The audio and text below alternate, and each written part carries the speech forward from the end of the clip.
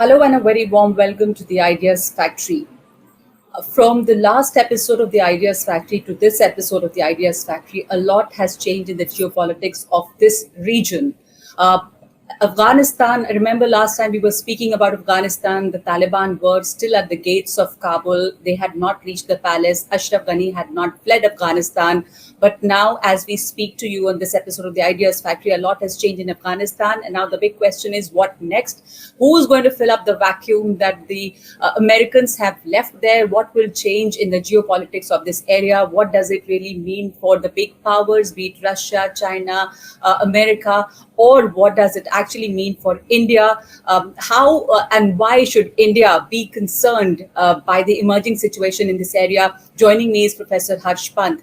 Harsh, this last entire week has been all about Afghanistan and the chaos and the way Afghanistan has spiraled into this chaos. The descent was something that nobody had expected. All intelligence failed actually, and the Taliban's were there in the palace, taking control over all the region except Panjshir. Panjshir, in fact, or the land of the five lions, as it is known, is the last free citadel, and Amarullah Saleh has declared himself to be the legitimate president of Afghanistan.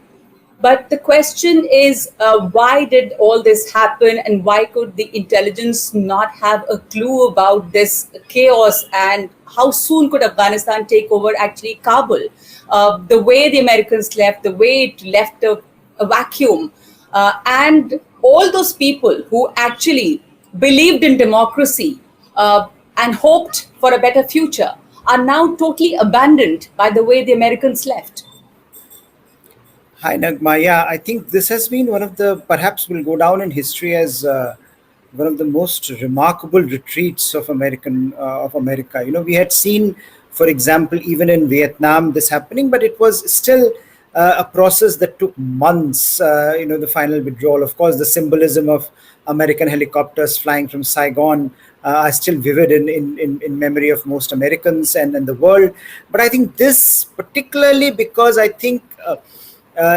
Anyone, if you had told them that, look, this is what Americans are going to do, would have given you an answer that it can be catastrophic.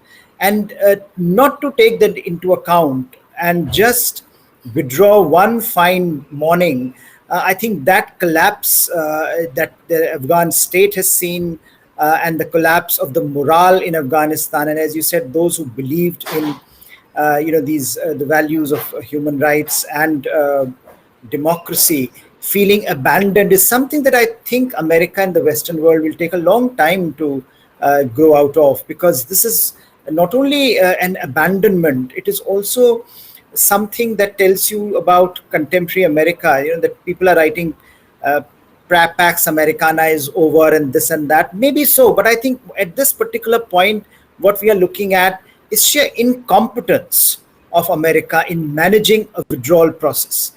Everyone knew this withdrawal was would happen. We had, in fact, been discussing this from Obama era, Obama to Trump to Biden.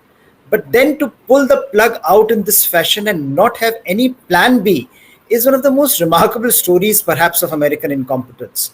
And to say that Western intelligence has failed or Western intelligence was not predicting, I think they were predicting it. They had, if you see even today, the remarks of Western intelligence officers. They have always said that if you do this in this manner, this will happen. The question they did not know and they are not competent to answer is that the political authorities in Washington actually would take a route which will allow some of the intelligence's worst fears to come to light. So I think the challenge has been from multiple fronts, that it has been a drip by drip process of taking away sovereignty from the Afghan government, that whatever its other faults, was a government that had come to power through some due process. So now if suddenly Taliban has come to power through the use of force, then I think it tells you a story about how incapable West has become of standing up for its own values as well as for its own allies, and in this case also interests. So this is an interesting story where interests and values are actually converged if you go back to post 9/11 phase. And the idea was that let's try to help ordinary Afghans build something which can last the test of time, which can grow out of this chaos, and which can give ordinary Afghans, men and women, children, a stake in their future. And that's exactly what was happening. I think to say that 20 years is a very long time, now that we keep on hearing this from America, oh, what have we achieved? This is enormously short sighted. Democracies are not made in a day or a week or a month. They take centuries. American democracy. Look at Indian democracy. We are still a work in progress. 70 years down the line, we still have our fault lines. There are still challenges. American democracy not been able to reconcile itself to its divide, fault lines. I mean, this is a story that continues. So to somehow measure what was happening in Afghanistan through the prism of what perhaps America has achieved, India has achieved, was a big fallacy. And the result is today that the price is being paid by ordinary Afghans. Of course, and the and now, how do you actually see the comments that are coming out of America? Of course, Biden has been defending his decision and saying that he could not have handed over the same chaos to the next president. 4 presidents of America have seen this in Afghanistan. The troops have been there, but also saying that America was not there for nation building and. Blaming the Afghans actually for not putting up a brave fight against the Taliban and withdrawing, and saying that Americans were there just to help them or support them. It's their duty for nation building. And now, in that light, if you see the resistance that is emerging out of Panjshir and Amarullah Saleh actually putting up a brave front along with Ahmed Massoud, how do you see this? Well, I think 2 ways, Naghma. One is that in Afghanistan, there is never an end game. It's always a game that is in progress. So we have seen one saga ending, another saga beginning. And I think for let's take the American question first. I think it has been a rather graceless performance on the part of Mr. Biden. One has to say, you go on national television and to repeatedly, first of all, say that I take the blame and then blame everything on the others. And especially on ordinary Afghans who have actually done remarkable. If you see even today, small snippets that you get out of Afghan women standing up and challenging Taliban in their own small ways, they are doing something which is quite remarkable and should give great sustenance to a lot of people who had given up hope perhaps. But I think for Mr. Biden then to lay it all on ordinary Afghans and Afghan soldiers, they were incompetent, Afghan politics was incompetent, and everything was incompetent apart from Mr. Biden, it seems that he was the only person who could actually see what was coming and he could make this decision. I mean, I think this is going to snowball into something bigger for him. We are looking at a political realignment in Washington on this issue. We have seen both Democrats and Republicans, sniping at him at this point, and we have also seen his popularity ratings fall dramatically in a matter of days. So I think this is going to snowball into something much bigger because I think this question has not died down, and though Mr. Biden may have withdrawn the troops, Afghanistan will continue to be the front and center of our conversations for a very, very long time. So as you say, another saga has begun. We have the now people who are resisting, Taliban. Very early days, but yes, those who believe that Taliban should not have all the cookies on the table are now beginning to reconfigure, regroup. There are reports, of course, from Panjshir Valley being the most prominent. And of course, the question I think that is also relevant at this point is how far the tea leaves are being read by the Taliban, because a lot of this would depend on what Taliban are able to do on the ground, how they are able to, they are saying a lot of things which might make sense. And we already have the British Chief of Defence Staff, or even British Prime Minister talking perhaps of a engagement with some kind of Taliban later on. But we don't know yet anything because Taliban has to present, a formula for governance and government power sharing. We are being told that it will come in a week. But I think the resistance to Taliban will remain strong. There are enough internal contradictions within Taliban. We are hearing reports of Pashtun Taliban and Tajik Taliban fighting amongst themselves. So I think there is a lot of those fault lines remain where they are. It's one thing to fight an enemy. It's one thing to coalesce around this idea of removing America. It's another to govern. And I think that is what we'll have to wait and watch. And all the countries, I think, are doing that at the moment because you really don't know how this thing will pan out on the ground. Absolutely, Harsh. And at the same time, there is an increasing realization of how futile the Doha talks or Doha peace talks were with engaging with the Taliban. And this is still going on. So, what are your comments on the future of the peace talks, which are still on? What does it really mean? It's everybody knows it's like it's a charade. But at the same time, I would also like to ask you, a lot is being talked about the Farkhor air base in Tajikistan, and can it be a place to potentially help a resistance? But of course, don't you think it will need an approval from Russia? Dushanbe would need an approval from Moscow. And looking at the Russian overtures with the Taliban, it looks a bit unlikely. So, what would Russia's role be there? Russia is still not open. It's circumventing China's approval or support has been very clear. It has welcomed Taliban and said that it's looking forward to cooperate with them in a friendly manner. Pakistan, of course, has said that American slavery, mental slavery, the days of the slavery are over. So, looking at these countries, how do you see this resistance and also the peace talks?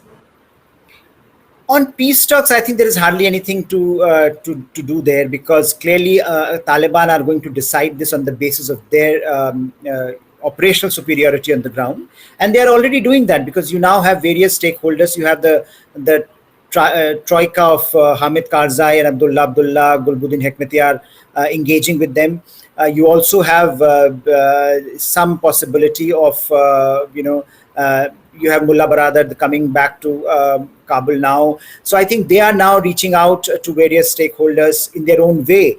And this way will not be a negotiated settlement. This will be, well, we have won. If you want to come with us, this is your last chance. And so, what do you want to do? And I think under those circumstances, the choices would be very clear for others, for those who want to join this for the sake of their own lives. So I think the whole charade that was, that had happened over the past several years now should be put to rest, and we should be, and I think the international community should be quite open about the possibility that this will not be decided by any of these conference rooms. This has already been decided now in Afghanistan. Taliban has won a military victory, and Taliban will decide the future course of action for themselves in partnership with other stakeholders, perhaps if they are wise. But it will be their terms and conditions. No one else can dictate to them now. So I think that we can put aside, and we can conveniently look at some power sharing arrangement coming out very soon, where Taliban will be deciding how that power sharing configuration emerges. But on the issue of, I think, Russia, it's a very interesting question, because Russians, though have been very, very warm in their, almost effusive in their praise of the Taliban, and how Taliban have been so welcoming, how they've brought order to the streets of Kabul, and how and in particular how they have committed themselves to preventing any outflow of extremism from the boundaries of Afghanistan. So from the top leadership of Russia to the local diplomats in Afghanistan, the message is very clear that they are standing by Taliban. One of the few countries, I think only three countries, I think out of three, there are only three countries which have diplomats now in residence in Afghanistan. Russia is one of them. They've decided not to withdraw their diplomats, their embassy staff. So the message is very clear that they are sending out a message that they continue, and they would like to continue to engage with the Taliban. I think on the issue of recognition, perhaps they will wait and watch. I don't think they are in a hurry to recognize any government, because they also realize that if in the northern Afghanistan you see momentum gathering in favor of anti-Taliban forces, then I think it would complicate their lives, and Central Asia would become that frontier. And as you mentioned, Tajikistan becomes a very, very important player in that regard, because that's where we had seen in the past as well a lot of these anti-Taliban groups converging. So whether the minorities, the Tajiks in particular, and the others in the northern Afghanistan can use Tajikistan and other areas, that remains to be seen. But I don't think Russia is in any hurry to recognize any government that will emerge anytime soon. But they certainly will be making it possible, or making it without recognizing. They would try to give as much legitimacy to the Taliban as possible, as they are doing it verbally and through their actions on the ground. Absolutely. So, on these questions, Russia is biding its time. But you have, in one of your articles, Harsh, argued that pragmatism will eventually take over, and sooner than later, the Western world will embrace Taliban. So all those people who stood by America or the values of democracy, they're feeling very let down on questions of human right. Of course, there is a sense of abandonment. But how does it really reflect on the liberal global order? Very poorly. And I think let's I think this is the time to write the obituary of this idea of there's anything called the defense of liberal values in international politics. I think the West does it and has they keep on, the Western powers use it instrumentally and have done it so many times now, that I think even those countries that perhaps want to believe in these values or want to abide by them would find that this is all a big sham, big charade that is being played by the West. Because clearly, when it comes to the crunch, no one is willing to stand up to these values anymore. Now, some would have argued that perhaps that international politics has always been like that. But you also think that there have been times we have evolved from the times of state-on-state warfare, more primal state of human evolution, to a point where certain values are important, where you don't want your women or your minorities or your children to be left without any defense, or just defenseless, and you abandon them the way America has done at this particular point. So I think clearly lessons that would be learned would be that eventually pragmatism is what matters. Eventually, that's what is going to be the driving force for almost all countries. And I think it raises questions about America's strategy in the Indo-Pacific, about those alliance partners who want to side by the Americans and side with the West in this coming struggle with China. And I think this is now going to be shaped more by the pragmatic, by the realpolitik on the ground, than by any sense of this rules-based liberal order. Because I think clearly at this point in particular, no one is feeling very comfortable arguing along those lines. I think even Mr. Biden, next time he talks about the rules-based order, would be it would be cringeworthy to hear from him. And I think those who want to be partners with America, and America still is an important partner for many countries, should be taking or would be taking those decisions primarily based on pragmatic reasons, not any Yes. kind of big idealism that America or the West at one point stood for. Absolutely. And a last question before I go on to the audience questions. Let's look at India, because after the Taliban takeover, of course, there has been and will be realignment of geopolitics. And what does it really mean for India? Will India be able to, or should India fill in that vacuum that's been left there after the American withdrawal? And Afghanistan and its people, of course, have been the biggest losers. But after that, maybe it's India, because after the Taliban's win, because it opens up a greater space for Taliban's sponsor Pakistan, its intelligence agency, and their main patron, which is China, to strengthen this axis against India. So a lot to worry for India there. Yes, I think on a number of fronts, clearly anyone who has looked at India's relationship with Afghanistan would agree that the rise of Taliban like this is not something that is good for India, in the short term, or even in the long term. But I think there are multiple dimensions to this challenge. One is, of course, that the fact that an ideology of this kind, once it rises in a particular territory and in your neighborhood, is bound to impact your own domestic politics, your own issues on the border with Kashmir, etc. Now, so there is going to be some consternation that the ideological reverberations of Taliban's victory in Afghanistan cannot be contained within Afghanistan, and this goes for every country in the region. The Chinese and the Russians might have some sense of satisfaction at the moment that Americans have gone out, but clearly no one can guarantee that tomorrow, those in Xinjiang or those in Central Asia are not going to take their cue from what is happening in Afghanistan. And similarly, for India, this is going to be a challenge. I would just make one point here, that I think India today is seemingly in a better position than in the 1990s. If you go back to 1990s and when the Taliban came to power, Kashmir was burning, and the internal dynamic of Kashmir was very different. Today, I think India has a better handle on as far as the domestic situation is concerned, as far as the border is concerned. So I don't think that's going to be an unmanageable challenge. Also, I think the international threshold for accepting any kind of extremism has gone down considerably. So while values and human rights and democracy may not be driving Western policy, I think any attempt to once again resurrect the demons of Al Qaeda and ISIS from Afghanistan would be challenged globally. So I think in that context also we have seen a shift. And I think also India has also shown in the last few years that it is capable of inflicting retaliatory damage on those who who target India through terrorism. So I think that has to be taken into account by those who think that it is going to be a similar ride as in 1990s. But clearly the challenge, as you mentioned, the one that's going to be serious and once again underscores how China-Pakistan axis is now the front and the front and center of American security policy, is that they have found another country in the neighborhood, a country which till a few days back was something that India could rely upon, and now today suddenly has fallen, to those who don't wish India well.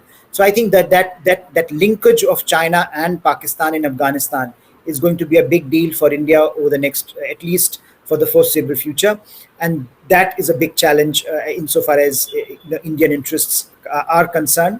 But beyond that, I think there is still much is happening on the ground. I think India should, and I think India will wait and watch before granting any legitimacy to any government that emerges from the ruins of what has happened in Afghanistan over the last few days. All right. So a couple of questions from our audience, Harsh. Let me just summarize a couple of them. It's all, a lot about Afghanistan and the concerns. Akshay asks, is this the end game of India in Afghanistan? Madhav is asking, would India dealing with Taliban realistically to protect its national interest would mean compromise on our values of human rights, democracy? And Ayash asks, what impact does the complete takeover of Afghanistan by Taliban will have on American future policies towards this region, South Asian region? So a quick comment. A lot of it has already been discussed, but if you would like to add on this point. Well, I would just say that India deals with its neighbors, with other countries on the basis of pragmatic national interests. So I think while human rights and democracy are an important variable, but we have not made that the central pivot around which foreign policy resolves. Foreign policy, so engagement with Taliban would not depend primarily on that. It would depend on, of course, on what kind of a political governance and political architecture they are willing to create in Afghanistan. If it is sustainable, if it has a role for other stakeholders, if it shares powers of governance with others, I think India can think about engaging, and India will think about engaging, because after all, Taliban will remain an important stakeholder in the neighborhood, and India will have to develop some kind of a policy towards Afghanistan eventually. But I think that would depend on how the dust settles. At this point, there is absolute lack of clarity. I think the other question on South Asia is going to be interesting, because you can look at it in different ways. One way of looking at it would be that now that that America has completely gone from South Asia, whatever little leverage Pakistan has had on Washington is also gone. So one view can be that you will see America becoming much more, is very distrustful of Pakistan, but also much more ambitious in terms of pushing Pakistan in directions perhaps to which Pakistan does not want to go. And I think that might see in some ways greater consolidation of Indo-US relationship and China-Pakistan relationship, something that is already happening. But this, what has happened in Afghanistan, will further accelerate that trend. So I think a lot of what is happening in Afghanistan is also a beginning of a new phase.